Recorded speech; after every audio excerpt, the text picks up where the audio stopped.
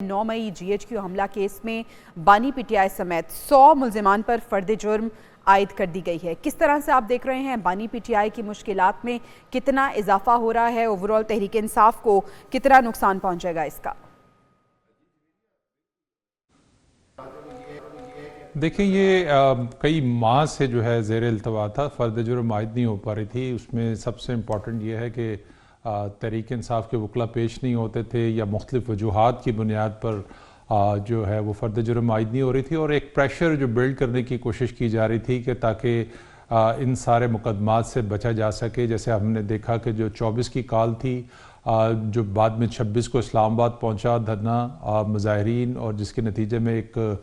यहाँ पर तोड़ फोड़ हुई, जो भी सूरत हाल बनी, बेसिकली तो वो तहरीक इंसाफ की कोशिश यही थी कि जो उनके ख़िलाफ़ केसेस हैं, जैसे ये जो 9 मई के केसेस बड़े अरसे से पेंडिंग चले आ रहे हैं, और सुप्रीम कोर्ट ऑफ पाकिस्तान के एक फ़ैसले से उन केसेस का फ़ैसला नहीं हो पा रहा था, और फिर एक बेंच जो 5 रुकनी बेंच था जस्टिस जाजुल हसन की सरबराही में, उन्होंने एक फ़ैसला दिया, और उसके जवाब में फिर 6 रुकनी एक बेंच ने फ़ैसला दिया था। मामला फ़ौजदारी अदालत में चल रहा था, यानी कि इंसदाद दहशतगर्दी के मामलात हैं, तो जो अभी फ़ौजी अदालतों वाला प्रोसेस एक अलग प्रोसेस है। ये GHQ हमला है जिसमें बहुत सारे पॉलिटिकल लीडर्स मुलव्वस हैं, और उनमें से आज कुछ की गिरफ्तारी भी हुई है, और कुछ को वहाँ पर मौका दिया कि वो चले जाए। जैसे शेख रशीद हैं, जो इस फ़र्द जुर्म उन पर आयद तो हुई है लेकिन उनको गिरफ्तार नहीं किया गया। तो सूरत हाल की कोशिश तो यही है कि आप देखते हैं मामला किस तरह से प्रोसीड होता है। अब इस्तगासा जो है वो इन मुल्ज़िमों के ख़िलाफ़ एविडेंस पेश करेगी, और ये कितना आगे चलता है मामला। दूसरे इसी में जो रेलेवेंट है एक और चीज़ वो ये है कि 9 दिसंबर को फ़ौजी अदालतों का केस भी जो है वो सुप्रीम कोर्ट ऑफ पाकिस्तान जो आईनी बेंच है वो सुनने जा रहा है। उसमें अगर ये डिसीजन आ जाता है और फ़ौजी अदालतों का क़याम जो है वो कानूनी करार दे दिया जाता है, तो मुझे लगता है कि तहरीक इंसाफ के लिए मुश्किलात बहुत ज़्यादा जो है वो बढ़ेंगी। बहुत सारे केसेस जो है उनकी प्रोसीडिंग हो चुकी हुई है, और अदालती फैसले की वजह से उनके फैसले जो है वो हामिद साहब, जिस तरह से आदिल साहब भी बात हैं, हम भी डिस्कशन में इसको शामिल कर रहे थे कि बानी PTI की मुश्किलात में लग रहा है कि इजाफा हो गया। अगर हम केसेस की बात करें तो 26 नवंबर के बाद मज़ीद 14 केसेस उन पे मज़ीद जो हैं वो दायर किए गए हैं, और इस तरह से मुकदमात की तादाद अब 76 हो गई है वफाकी दारुल हुकूमत में, और उसके बाद आज फर्द जुर्म भी आयद कर दी गई। आप किस तरह से देख रहे हैं पाकिस्तान तहरीक इंसाफ और बानी PTI का मुस्तकबिल? देखिए जवेरिया, इसमें तो कोई शक नहीं है कि बिल्कुल बानी PTI के लिए बहुत मुश्किलात हैं कानूनी एतबार से, और जो उनके ऊपर कानूनी चाराजोई हो रही है। और वहीं पर मैं इस बात पे बड़ा हैरान होता हूँ कि जब PTI की लीडरशिप जो है वो कोई तारीख दे रहा होता है, जी इस हफ्ते रिहा हो जाएंगे या अगले हफ्ते रिहा हो जाएंगे। मेरा ख्याल है बड़ी अनरियलिस्टिक अप्रोच है। PTI की जो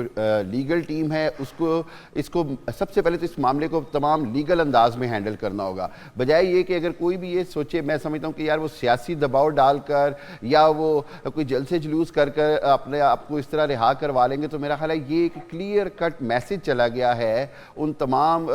PTI की लीडरशिप को भी और सबको कि मुकदमात का फैसला अदालतों से होगा। अगर कोई मुकदमात की रिलीफ मिलेगी तो वो अदालतों के हवाले से मिलेगी। और ये जो फर्द जुर्म आज आयद हुई है ये बहुत अलार्मिंग है। इसके अंदर जिस तरह नजम वली साहब ने भी बात कही कि ये अगर फौजी अदालतों का फैसला आ जाता है कि फौजी अदालतें कानूनी हैं, तो डेफिनेटली ये एक one of the ideal case बन जाएगा जो कि ये टेकअप करना चाहेंगे कि फ़ौजी अदालतों में ले जाएं। वहीं पर बात जो बुनियादी तौर पर समझी जाने की है वो ये कि बहरहाल एक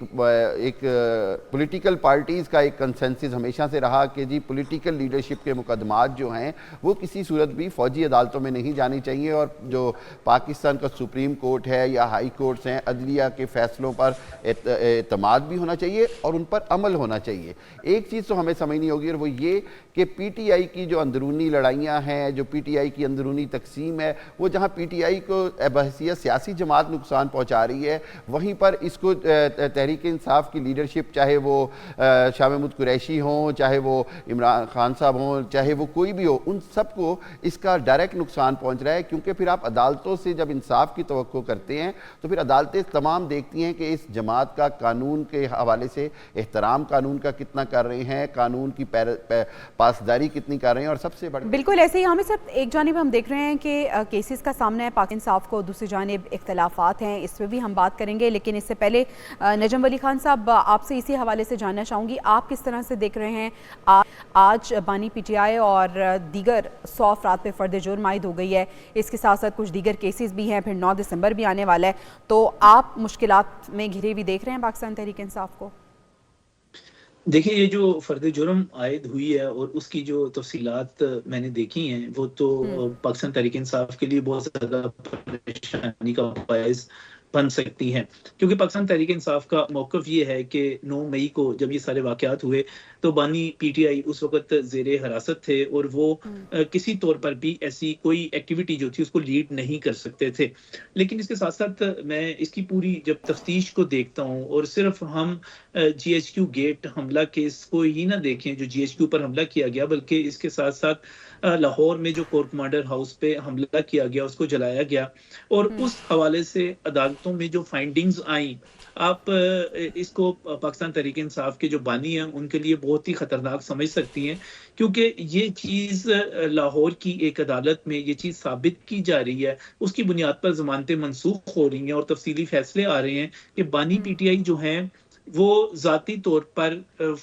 اس تمام مجرمانہ سازش کے اس کی جو منصوبہ بندی ہوئی اس کے تمام ذمہ دار وہ خود ہیں. یہ چیز بتائی جا رہی ہے کہ 6 اور 7 مئی کو جو اجلاس ہوئے وہاں پر کچھ ایجنسیوں کے لوگ, کچھ سرکار کے لوگ, پولیس کے لوگ موجود تھے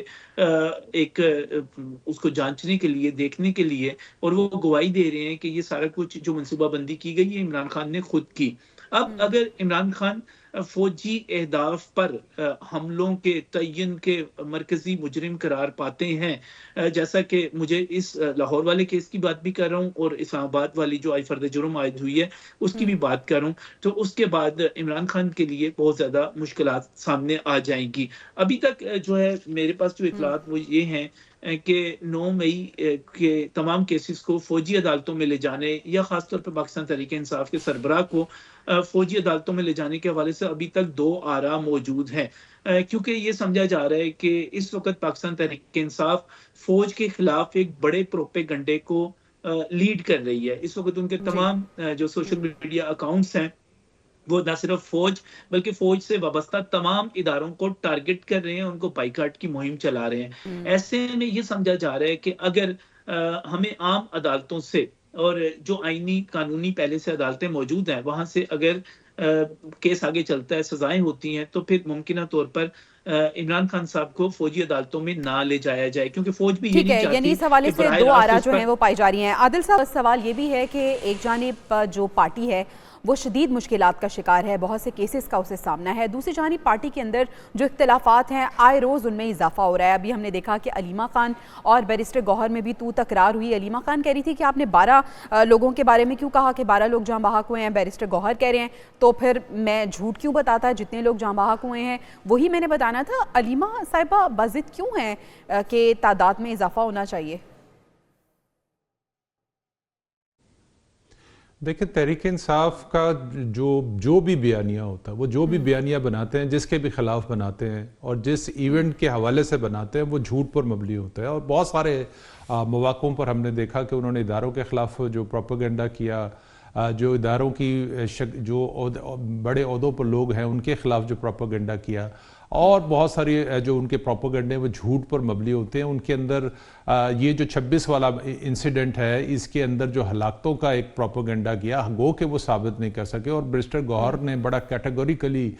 جیل سے عمران خان کو پہلے بریف کیا تھا, اور اس کے بعد آ کر انہوں نے کیٹیگوریکلی جو ہے میڈیا کے سامنے کہا تھا کہ 12 شہادتوں کی اب تک تصدیق ہوئی ہے. سب سے امپورٹنٹ چیز یہ ہے کہ دیکھیں, پی ٹی آئی کے جو لوگ اس احتجاج میں شریک تھے, کوئی رجسٹریشن تو ایسی نہیں تھی کہ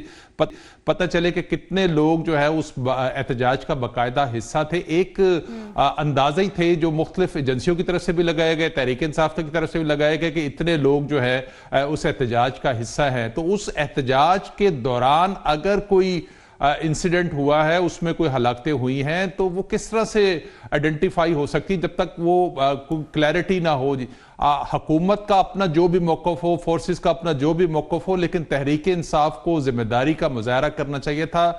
वो अपने एहतजाज में लोगों को लेकर आए थे, आम शहरियों को लेकर आए थे, उनकी हिफाजत करना, उनको